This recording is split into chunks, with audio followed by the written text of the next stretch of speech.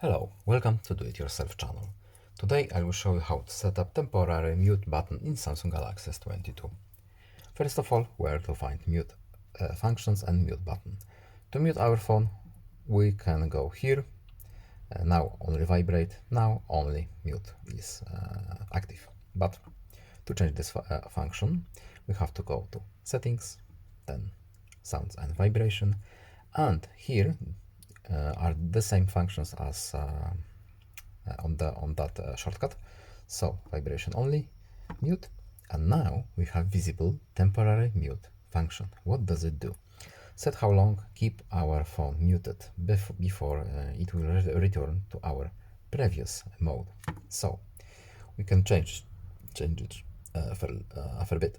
For example, mute for 1 hour, 2 hours, etc. And we can also set custom. So